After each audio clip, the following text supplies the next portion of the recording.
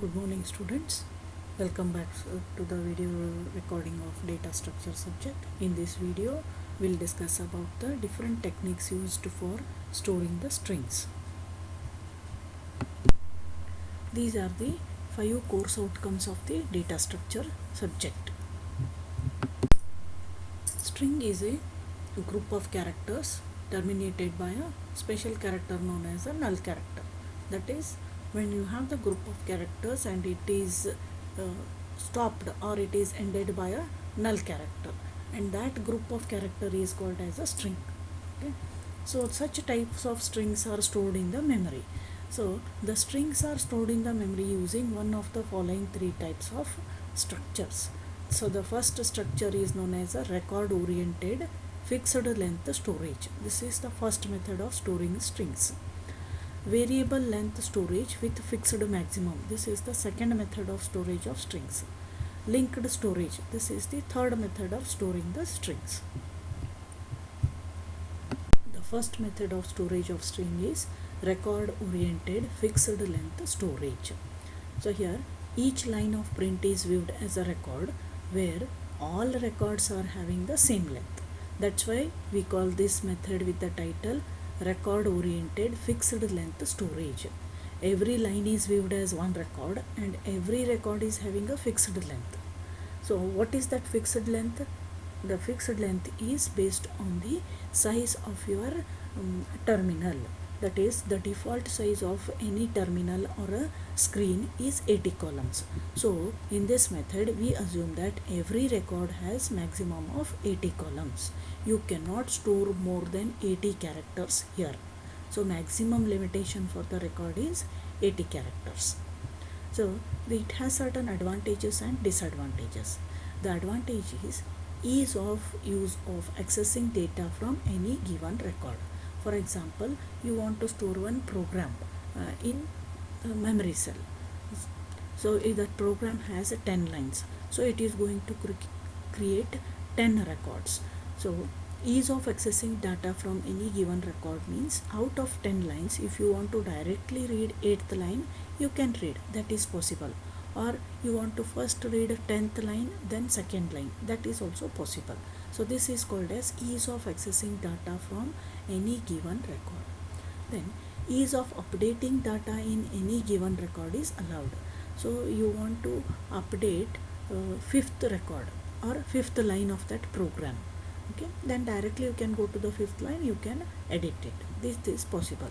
So the two advantages of this method are ease of accessing the data and ease of updating the data at any given record. But it has certain disadvantages also. The time is wasted in recording the entire record if most of the storage consists of the blank spaces. So in the first record, I said you can store maximum 80 characters. Suppose if your program is stored starting from 15th column, then first 14 columns will be blank. So your time is wasted in reading those 14 columns. You can see in the next example. Then the second disadvantage is certain records may require more space than available space, but it is not allowed in this method. Suppose in the one line only I want to insert more than 80 characters. That is not allowed in this method because here it is assumed that every line is considered as one record and every record has maximum 80 characters. So these two disadvantages we will see in the example in the next slide. Here is an example for record oriented fixed length storage. So we assume that there is one program, Fortran program with 5 lines. Okay, then the first line is stored at memory address 200. So as we have assumed that in this the record is of 80 characters, so the first line is stored from 200 to 679. Then the second record is stored at 280 to 280 to the last value is 359. The third record is stored at 360. The last value is 360 plus 80 is 439. So like this, the program is stored line by line, and every line is considered as a record. Now you can see in the first record, so the program is stored from fifth column. So 1, 2, 3, 4. So the first 4 columns are blank.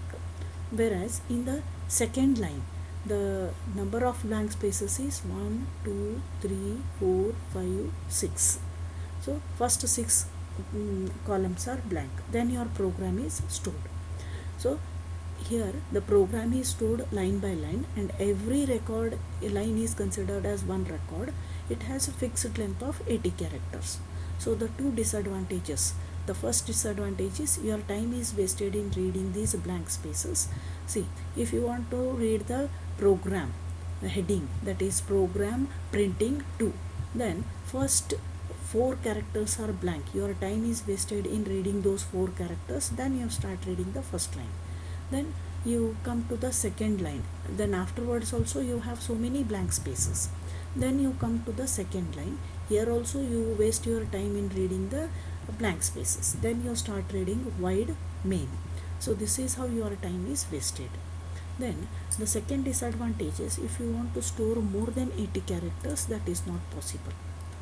But this is the simplest method and more the first method of storing of strings, which is known as record oriented fixed length storage. The second method of storage of string is variable length storage with fixed maximum. This method consists of two general ways of representation. In the first method, user can use a marker such as double dollar sign to signal the end of the string, because the length is not fixed here, variable length, but maximum is fixed. Within that, every line can have any number of characters. So you have to show the end of the line, and that is shown in the first method by using a marker such as $2 sign.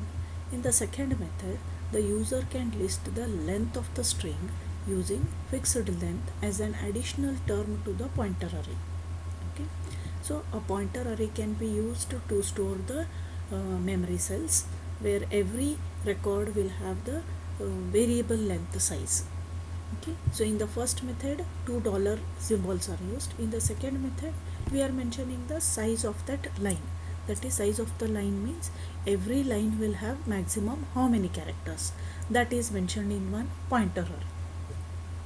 The advantage of this method is one might store the strings one after the another, and it saves the memory space.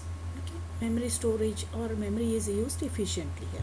The disadvantage is this method is inefficient when the string lengths are being frequently changed. So in every program or for every run of the program you are changing the length of the string, then it has the disadvantage, because you have to go to the end of the string. Either you mark $2 signs, or you find out the length of that string and mention that length in the pointer array.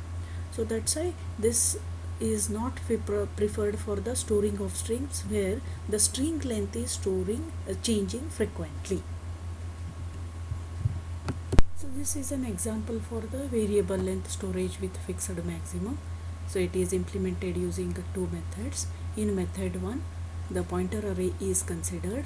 Every cell in that array points to the record in the program, as shown in the figure. So in this method, every line ends with the $2 signs. You can see here in the first line, $2 signs, $2 sign missing here, $2 sign, $2 sign, and it goes on. The end of the main is also with $2 signs. In the second method, a pointer array is considered, and in the first column we are mentioning the size of this record, that is how many characters are there in this record. It is 55, so here we have mentioned it as 55. The second line has 18 characters, so I have mentioned here as 18 characters. The third line has 21 characters including the blank spaces, so it is mentioned as 21. The fourth line has 24 characters till end here, it is mentioned as 24.